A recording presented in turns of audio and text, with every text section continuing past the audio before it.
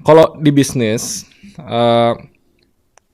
leader tuh harus manager lah. Manager tuh harus fokus ngebangun jadi arsitek. Oke. Tapi arsitek untuk sistem dan processes. Benar. Itu kan analoginya kayak pemerintah bikin undang-undang. Oke. Itu kan aturan-aturan Benar. yang harus diikuti sama semua di dalam organisasi. Benar. Biar organisasi itu bisa berjalan dengan lancar. Benar. Anggap Islam juga kayak gitu. Oke. Berarti kan Al-Quran dan semua surat-suratnya itu adalah sistem and processes biar bisa diikuti oleh umat-umatnya. Iya. Tapi ada flow-nya. Kalau di bisnis kan semuanya komersil. Oke. Kalau kita bikin systems and processes yang bagus as an organization tapi susah untuk diikuti umat-umatnya, dan yang disalahkan itu sistem and processesnya loh. Betul. Bukan orangnya loh. Betul.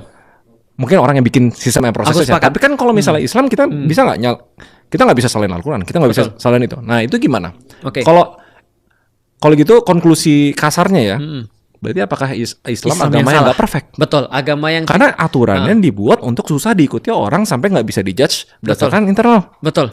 Aku ngerti cara pandangnya. Berarti jangan-jangan selama ini problemnya adalah itu tidak applicable atau Islam adalah bukan agama sempurna karena nggak bisa diterapkan gitu kan ya? Nggak bisa diterapkan di zaman-zaman yang berbeda. Oke, Nah, kalau gitu gimana? aku coba jawab sedikit. Makanya kan kalau agama lain kan terjadi modernisasi walaupun beats the purpose bahwa agama tuh harusnya konsisten. Betul. Iya kan? Modernisasi bikin kayak biar aturannya bisa diikutin lebih gampang. Betul. Gitu loh. Lebih penting mana? Nah ini dilemanya nih. Kalau kita ngomong tentang sistem hukum di Indonesia, lebih penting hukumnya atau penegakannya? Hukumnya. Nah, hukumnya harus mutlak. Tapi kalau gitu, kalau penegakannya nggak clear, kayak semua bisa disuap-suap, Ya. what's the point of hukumnya? Betul. Nah, kan chicken and egg kan? Betul. Sama kayak dilemanya Islam, kalau misalnya nggak mau modernisasi sama sekali, jadi nggak bisa diikutin orang, what's the point of Islam? Betul. Nah, itu kan pertanyaan kritisnya tuh. Ya, bagus banget.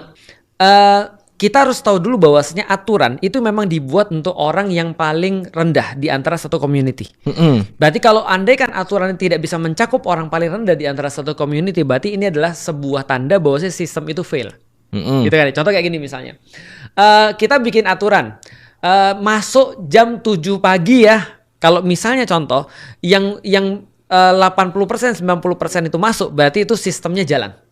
Tapi kalau kita bikin aturan masuk jam 7 pagi dengan sepatu sebelah kanan warna merah, lalu kemudian ditali 2 kali dengan model kayak gini, lalu pakai dasi yang panjangnya segini dan pakai topi yang dari pabrik ini, itu nggak masuk akal.